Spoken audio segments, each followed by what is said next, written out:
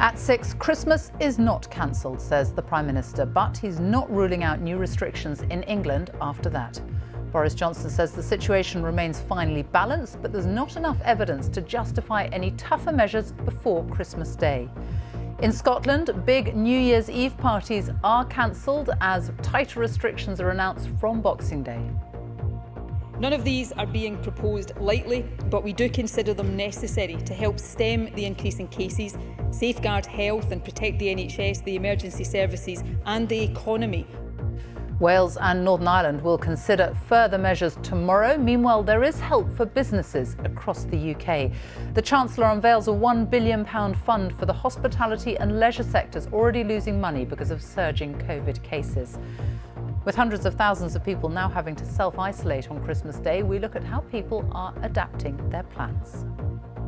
We've got food arriving on Thursday in case we're self-isolating and can't go to Mum's. Mum ordered the food about 2 months ago and she'll be living off turkey for January if it doesn't go ahead. Coming up in Sports Day, later in the hour on the BBC News channel, we'll look at the impact on sport as Scotland and Wales rule that spectators will be locked out from Boxing Day.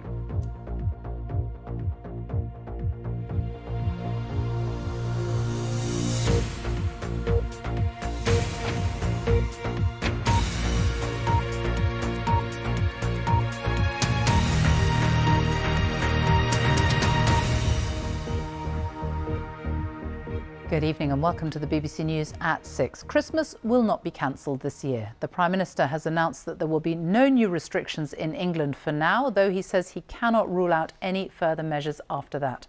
Boris Johnson said the government is continuing to monitor the spread of Omicron very closely and the situation is finely balanced. But he said there is continuing uncertainty about the severity of the new variant and not enough evidence to justify tougher measures in England before Saturday. Scotland has announced new restrictions from Boxing Day. Wales and Northern Ireland will consider further measures tomorrow. Our health editor Hugh Pym reports.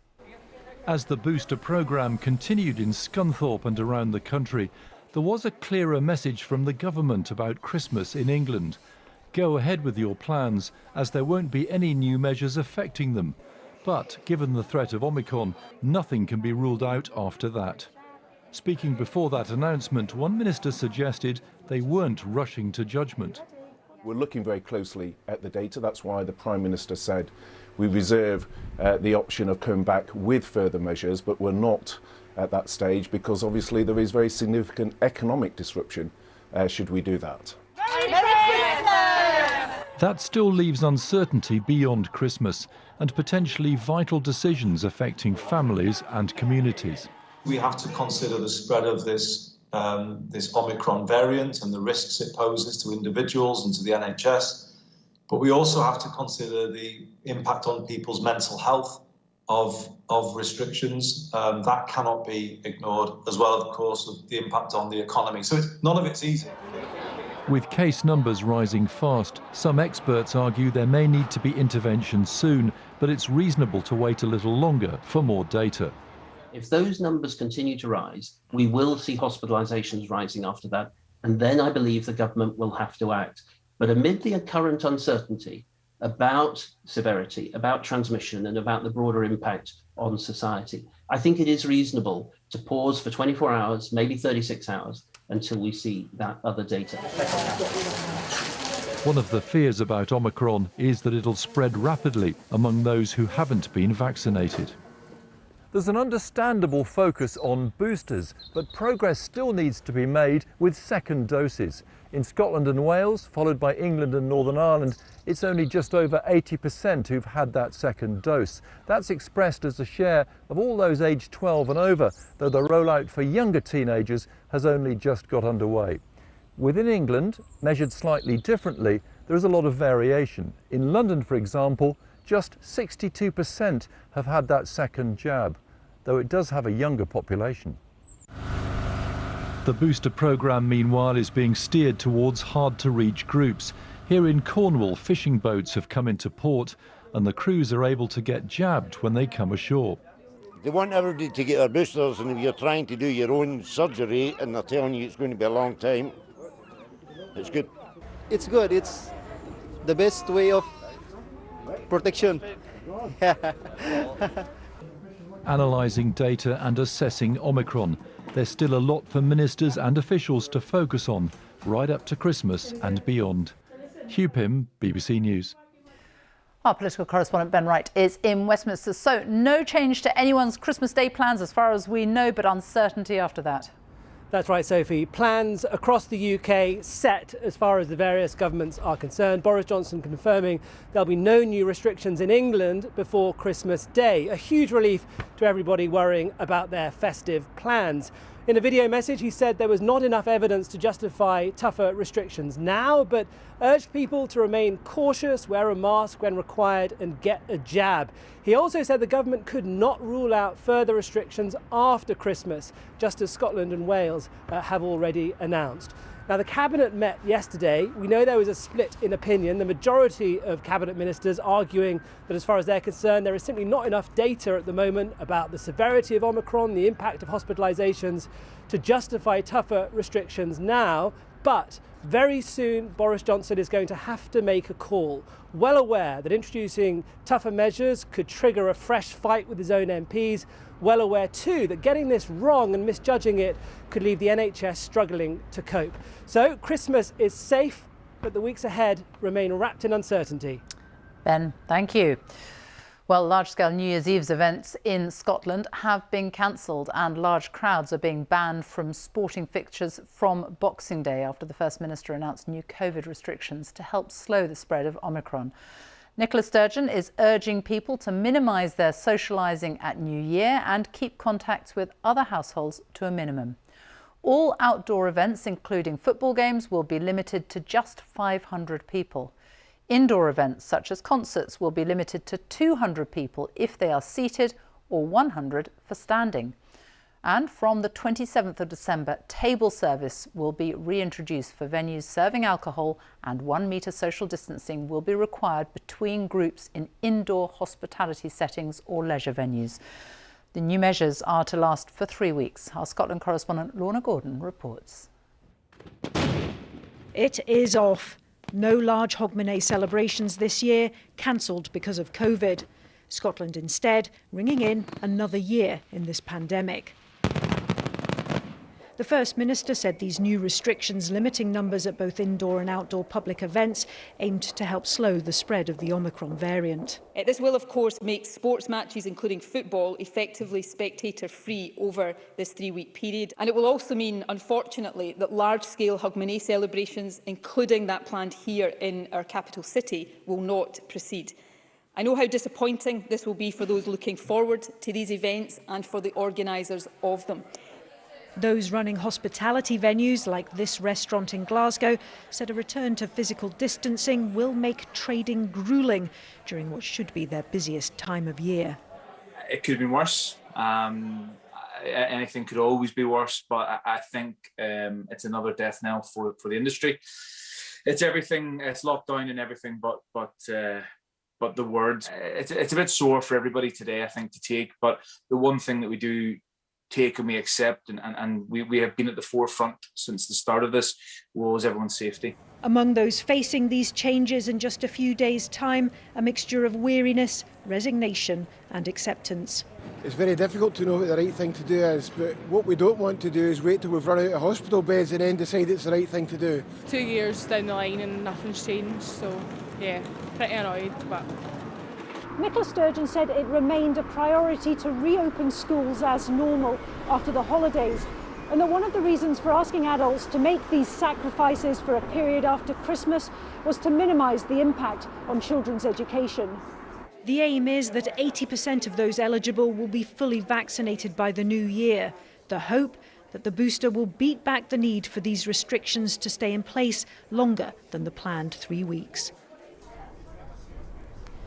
Well, Omicron is spreading fast here, and public health experts say that it's easier to pull back if things turn out to be better than expected than to delay and be too late. So the Scottish Government is taking a big move in announcing these pretty significant restrictions that will come in after Christmas. And it means that at this point, as things currently stand, the Scottish Government is taking more action designed to slow the spread of Omicron than the UK government. Sophie. Lorna, thank you. Well, the Chancellor Rishi Sunak has announced financial support to help struggling businesses and the arts sector cope with the spread of the Omicron variant. After days of pressure from business leaders, the Treasury announced a £1 billion scheme that will support grants of up to £6,000 for hospitality and leisure companies across the UK. There will also be an extra £30 million to support theatres and museums in England. A statutory sick pay rebate scheme for small and medium-sized firms is also being brought back in. Here's our business editor, Simon Jack. This restaurant in Peterborough is preparing for what should be the busiest period of the year. But in the last 3 weeks, owner Damien has seen £60,000 worth of bookings cancel. He's grateful for today's help and he's going to need it with the bills that he's facing. The business rates, the VAT, energy supply, gas, water, electric, broadband, everything. I mean, it's a colossal loss. So if we would actually sell at around 70–80%, we could go through, but our sales is dropping to 30% of normal usual December. Businesses are wondering whether the Chancellor has any more help to offer if restrictions are tightened after Christmas. No, of course, I will always respond proportionately and appropriately to the situation that we face. People can have confidence in that. But where we are now, we've responded, I think, generously today. The grants that we've outlined, up to £6,000, are comparable to the grants that we provided for hospitality businesses when they were completely closed earlier this year. So there's a benchmark for you. Pub owner Fuller's have had to shut 20 of their city centre pubs as workers stay at home. The chief executive described the announcement as a step in the right direction, but said it fell short of what was needed. What the Chancellor hasn't done today is given any relief on business rates, no extension of VAT, and more fundamentally, if there are going to be further restrictions, there's no extension of furlough. So if you look at running a business, if there are further restrictions put in, businesses simply won't, the £6,000 will barely touch the sides when it comes to covering costs. Business and particularly hospitality groups have welcomed the recognition by the Chancellor that in this, their most crucial period, collapsing consumer confidence, collapsing commuter numbers in our city centres can be every bit as damaging as being forced to close. But he was keen to stress today that these grants are in keeping with what was offered during lockdown, a hint perhaps that for grants at least, this may be as good as it gets.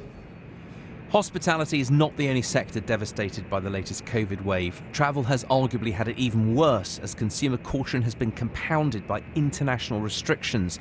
There's an extra £100 million for other sectors to claim via local authorities, but getting hold of that money is not straightforward, as this travel agent has found. We're having to go to our councils literally on bended knees to get the grants that we so rightly deserve. Now, if we're only, still applying for these a week before Christmas that cover the period August to October, when on earth are we going to get money that's owed to us right now because of the restrictions that are being put in place that effectively close our doors? Perhaps the most crushing thing of all for business is the day-to-day uncertainty. The Chancellor might argue that the unpredictability of the virus is something beyond even his control. Simon Jack, BBC News. The latest coronavirus figures show there were 90,629 new infections recorded in the latest 24-hour period. The average over the past week is now 87,958 new cases every day. The number of people in hospital with COVID has risen slightly to 7,801, the highest level for nearly a month. 172 deaths were recorded. That's of people who died within 28 days of a positive test. 115 COVID-related deaths were recorded on average every day in the past week. On vaccinations, 828,682 people a day had boosters on average in the past 7 days, bringing the booster total to just under 30 million. That's 52% of the population aged over 12. Well, let's look now at the situation in Wales and Northern Ireland. In a moment, we'll hear from Chris Page in Belfast. But first, here's Hal Griffith in Cardiff, where the Senedd is being recalled tomorrow. The Welsh Government was the first to announce new COVID measures on Friday, but even then it seemed likely that more would follow.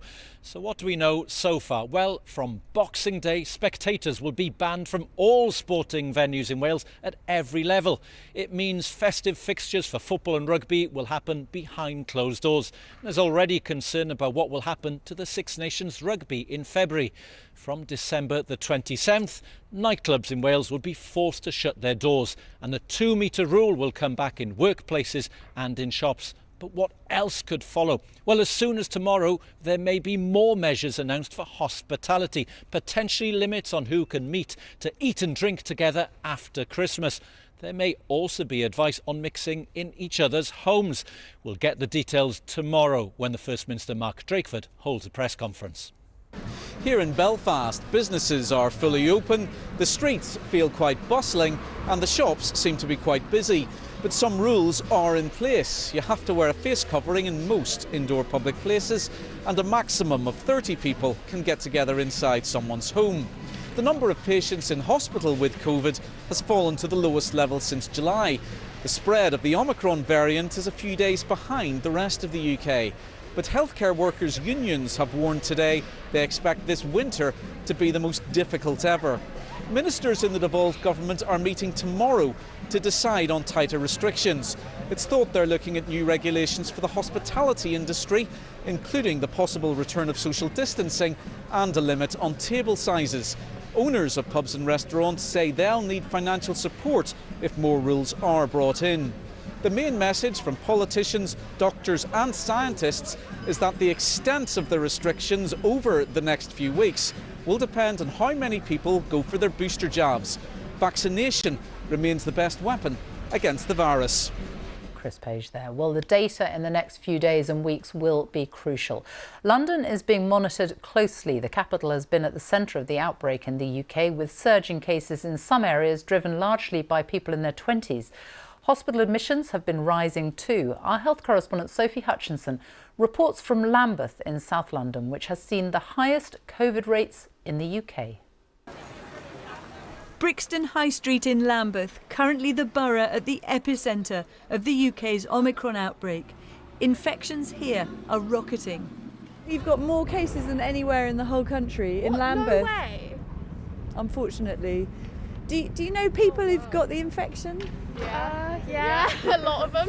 Yeah, my cousin, my brother, our friends. I don't get frightened easy by stuff, you know what I mean? And I feel, I know it's ridiculous, but I feel kind of immune.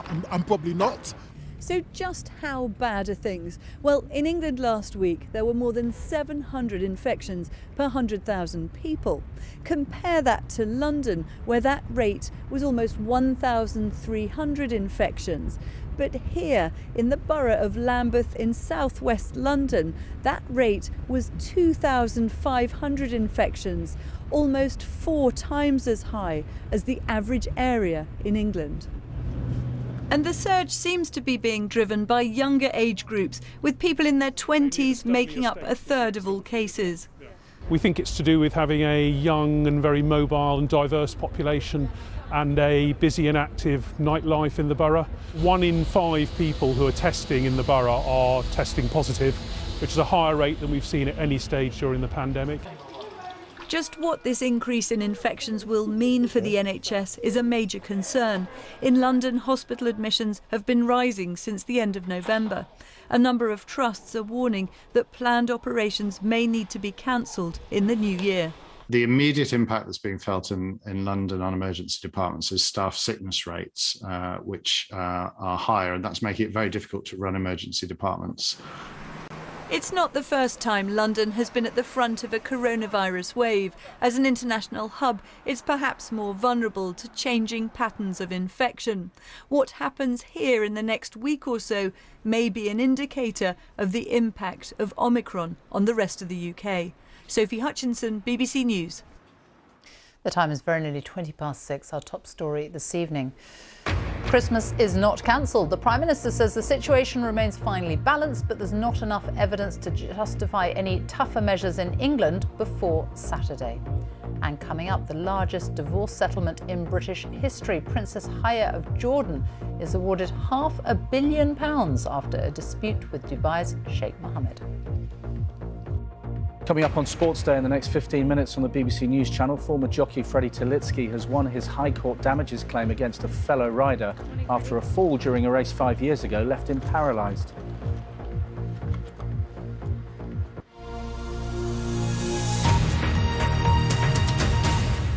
A whistleblower has spoken to the BBC about the neglect of a man who has autism who's been detained in a specialist hospital for more than 20 years.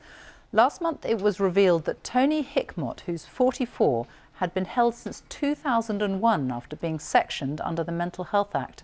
Now, a former carer has told BBC Breakfast that Tony was fed and watered almost like an animal, with only his basic needs being met. Here's Jane McCubbin.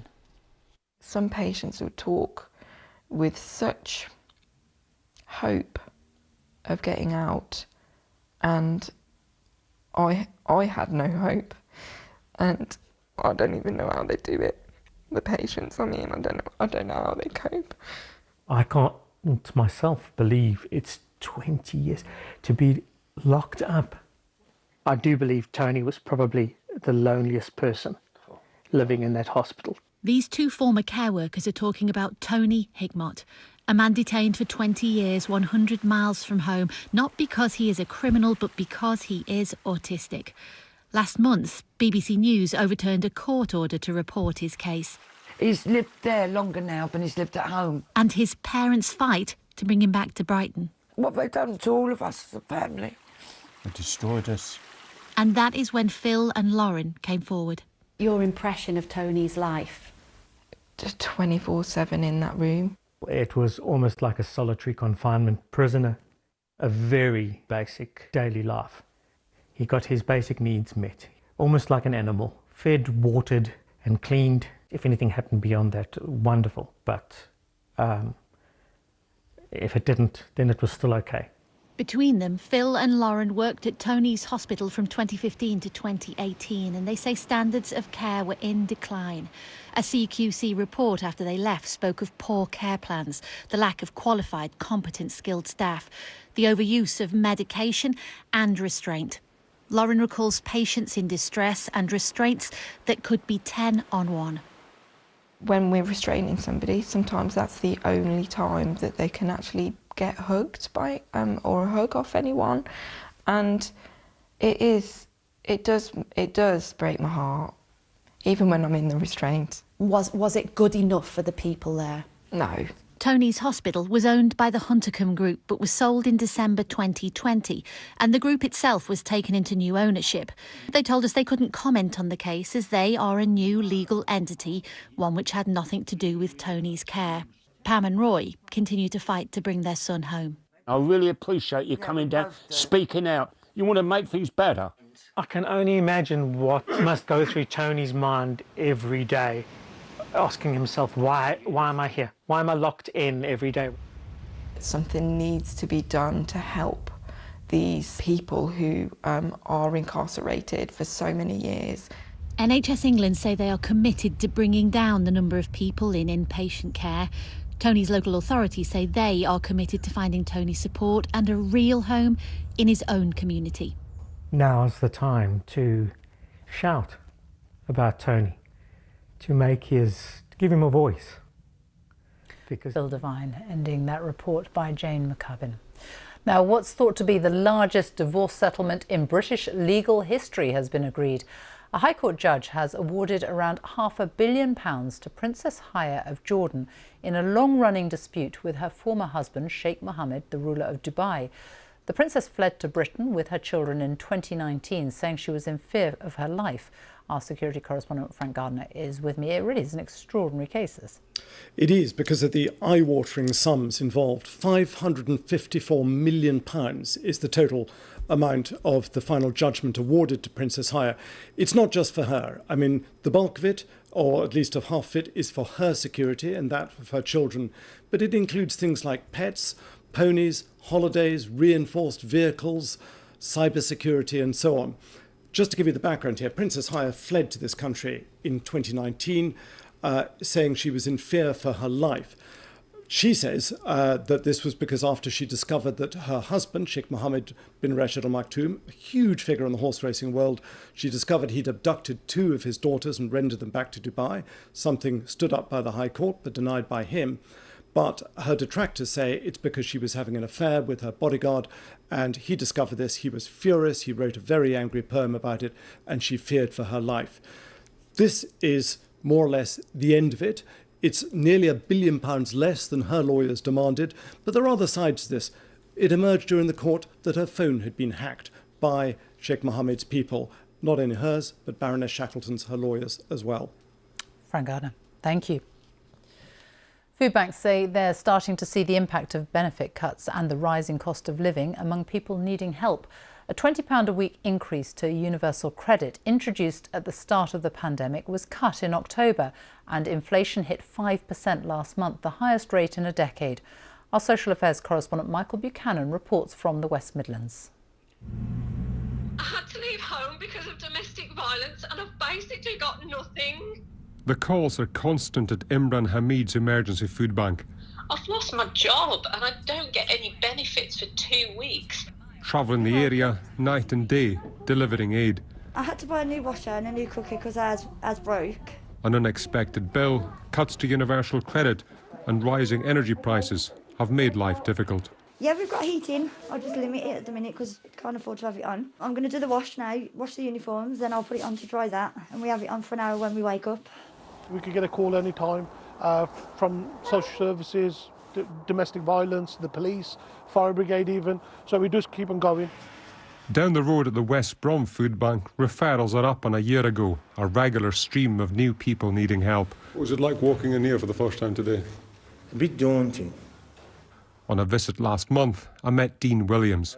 He was waiting on a hip replacement operation before returning to work as a lorry driver. In the meantime, the £20 a week cut to universal credit had hit hard. I don't get paid, I think, till the end of the month, and I think I've got about £1 to my name. I've never been this bad off in my life, to be honest. Dean was confident, however, of being back at work in January, once he'd had his surgery. In this part of the West Midlands, wages are lower than the British average, so changes to universal credit allowing people to keep more of their earnings do help. But many still struggle. Kate Karanowska runs a cleaning business but uses the pantry to make ends meet. For £4, she can choose about £20 worth of food, helping the mum of 3 get through the week. We just need to think carefully what we're buying, what we eat and how we manage our spending, really. Back in West Bromwich this week, moments of Christmas cheer and happiness. But unfortunately, Dean is back. And how's your finances? What finances? His operation was postponed. It could be almost 2 years before it's rescheduled. I can't keep doing this, can you? You know what I mean? This is ridiculous. It's Great Britain, we should be able to live now.